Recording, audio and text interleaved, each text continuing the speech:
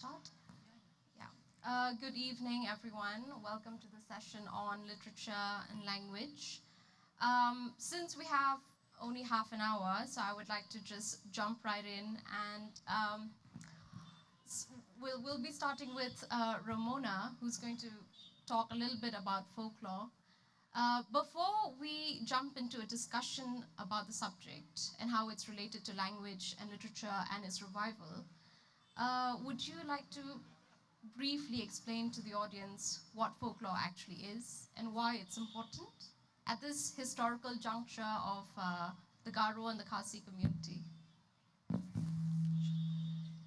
A very good evening, and thank you, Gertrude. In response to what folklore is, I think what we all practice and what we all think in terms of culture as we see it, whether it is our language, whether it is our festivals, whether it is our myth, our beliefs, everything constitutes, what is under one umbrella known as folklore. So perhaps it would be far more simpler, or it would be far more easier to understand if you were to think of folklore in terms of folk culture, culture of the folk, culture of the people. And in today's time, I think this has become far more relevant, mostly because of our need to assert and to preserve our identity, which I think is instinctively there in each one of us, coming as we are from very small communities. So, in that sense, our interest in culture, which is, I should say, a trend now, or something which has become very popular, is something that should have been there many, many decades and centuries ago. But of course, it's never too late, and I'm glad to say that the interest that is there in folklore, culture, whatever we call it, in the language, in our festivals, in everything that is ours, that kind of interest that is garnered today, I think it's very positive, both for the Garos as well as for the Khasis. Yes, I'm just thinking along with you and how the collection and documentation of, items of folklore really started with colonialism as well, with missionaries collecting folk tales and songs, etc. How do you think now in the 21st century, as people from, these communities, how do you think we should look at that history? Maybe possibly through post-colonial lenses, or how would you like to? See, for one, I'd say that we'd have to take, a kind of an approach that is both post-colonial as well as, come to an understanding about why certain things were written about tribals in a particular way. The reason could be perhaps because the primary need was conversion. That I think is quite true of all the communities. So, in the case of the Garos, if you look at the works of William Carey, and William Carey, you would think that it's a very colonial kind of a text. So, in that sense, if I were to read in today's time and read it as a new text about our own people and about our own culture, I certainly wouldn't agree with him on many points. But if you were to think as an Englishman of those days, coming as a missionary, working with tribals, perhaps in their eyes, uncivilized, in that way, perhaps it would be justified. So it depends on which way you look at it here. Yeah, absolutely. Also, just last question for you before we move on to Dokatchi. Folklore is also a way of a communication, a form of communication, creative communication, but nonetheless, which is why it kind of bridges with language and how folklore has helped in the expansion of languages, in this case, Garo. Do you have anything to say about that? how folklore and the collection and documentation and also the critique, um, the study of folklore has helped that. Regarding this, let me just go back briefly into the beginnings of literature among the Garos. Yes. Prior to the Roman script being used as for the Garo language, it was the Bengali and the Assamese script. So, and after that, once it was the Roman script, it was mostly the missionaries who had recorded most of the folk culture, whether it was the habits or whether it was the dress or Yeah. just the ways of the people. And later on, with education amongst the Garos themselves in the 1940s, there was a certain crop of writers and poets who were influenced by their higher education, the Western liberal thought, and at the same time who were deeply interested in their own culture. So they did contribute a lot, although their ideas were mostly about patriotism and the motherland.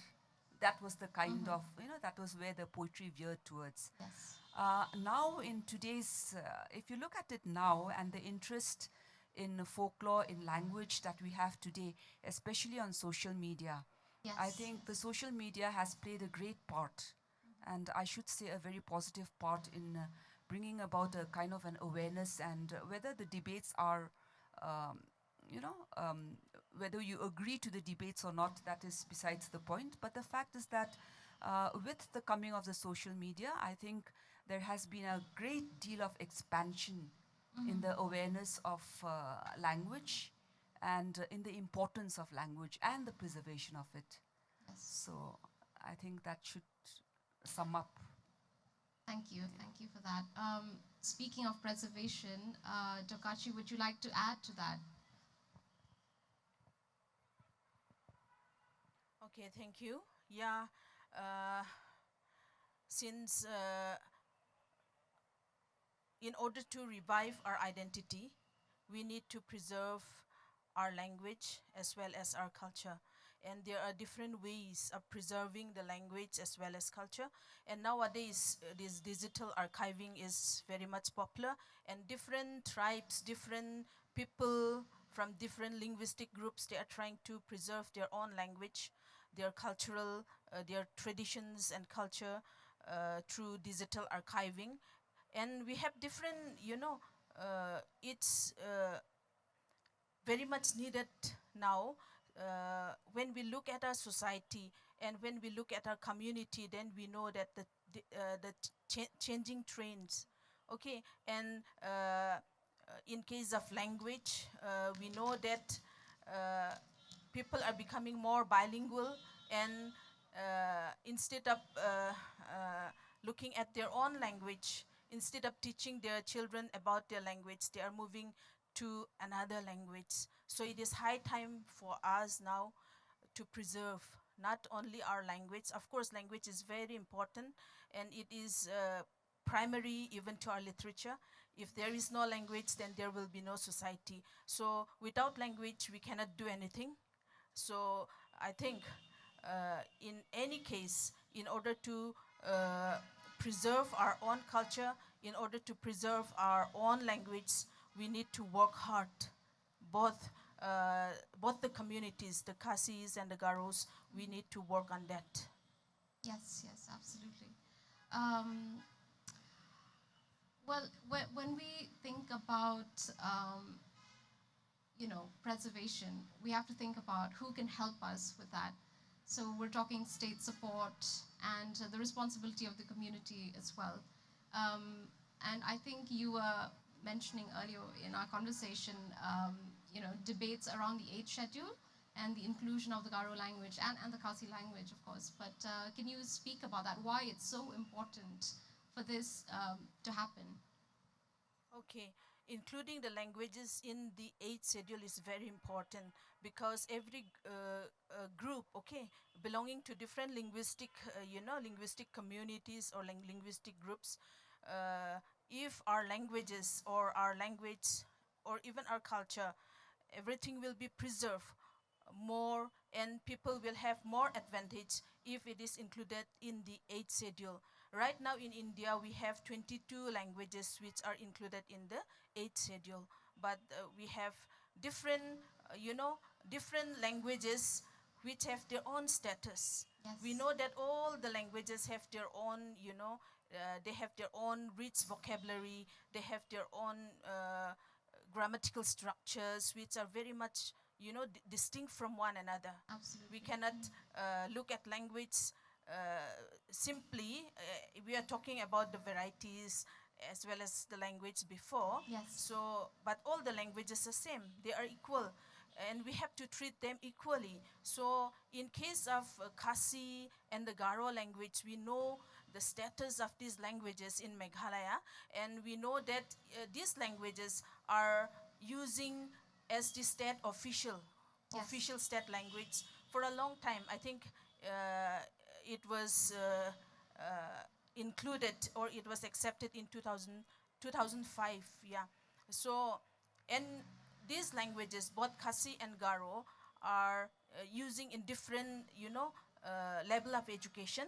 And right now we have the departments, Garo departments and Khasi departments, working on the language, working on the culture, and we are working on the literature of both the Khasis and the Garos. So when we look at the way different, different people are working on language, we know that if we include, if the government include these languages under 8th schedule, then the communities will get more advantage. For example, nowadays we can see that many students who are aspiring for different competitive exams, they cannot express their own views. We know that in our own language, in our own, whether in Khasi or Garo, we can express our own opinions very, we have the advantage of expressing in our own language.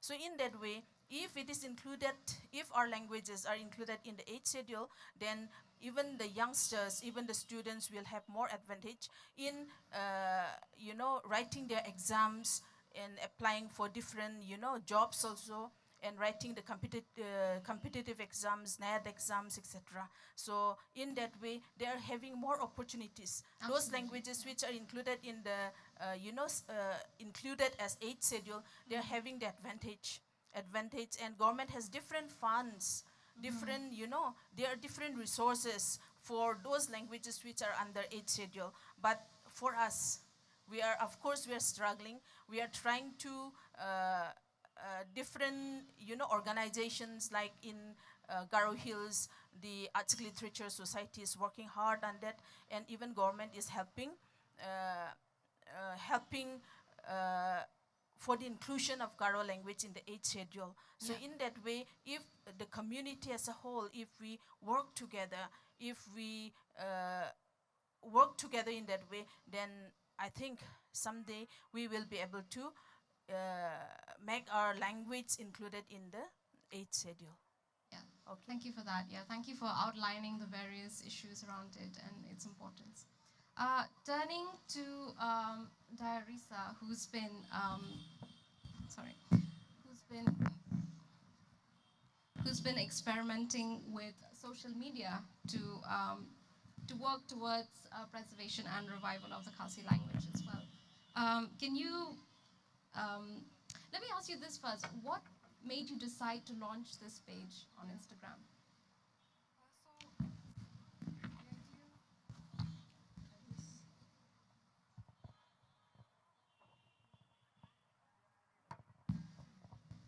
The idea for this page actually emerged out of a conversation between two friends and I.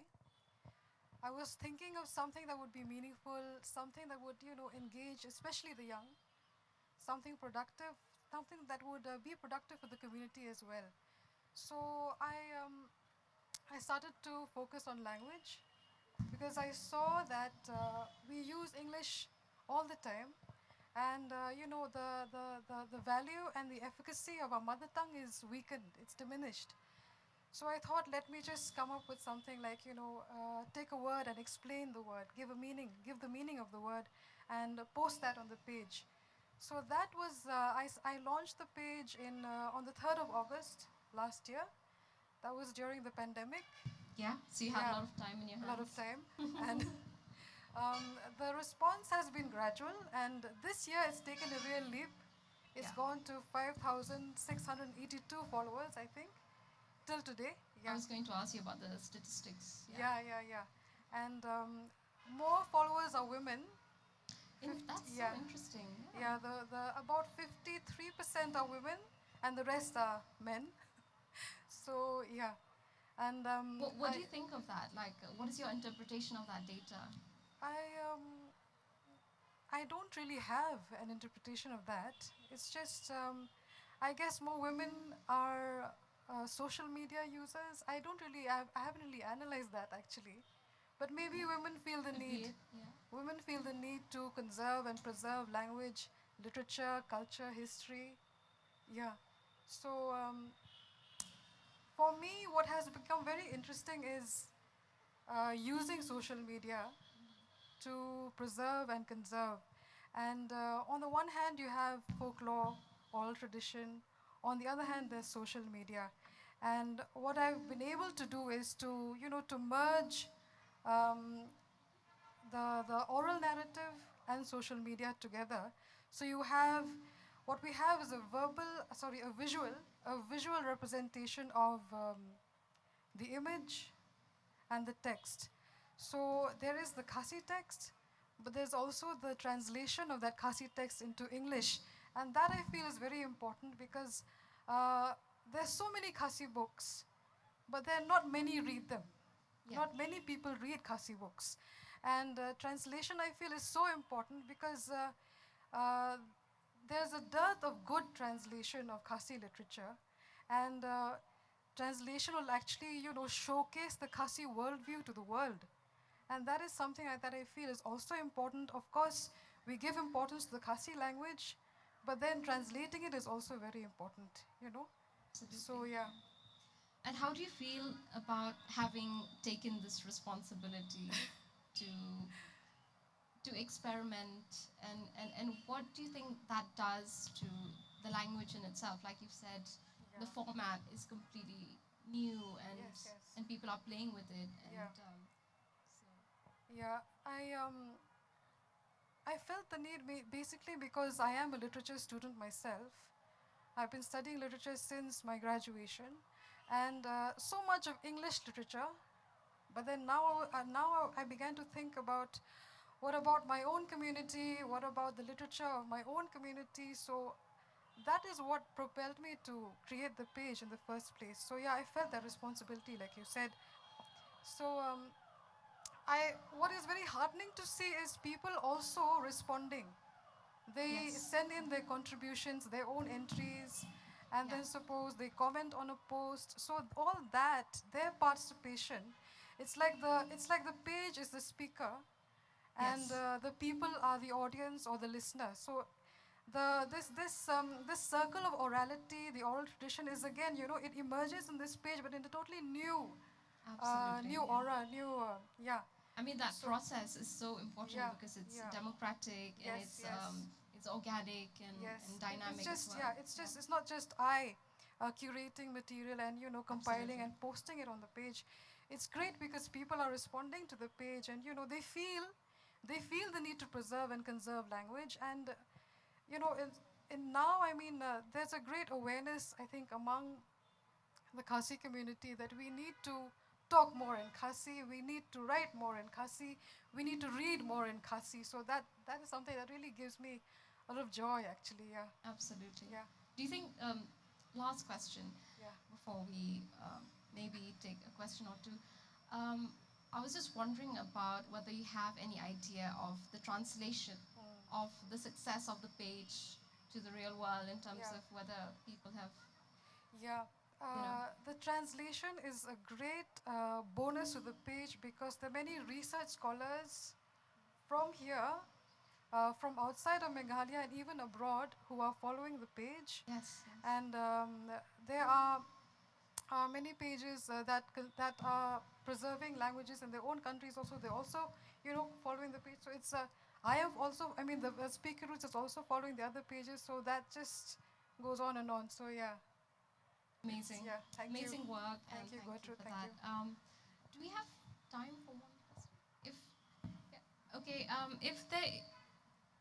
If there's any question, maybe one, possibly just one. Okay. All right. I think we shall end this session here. Thank you so much for listening.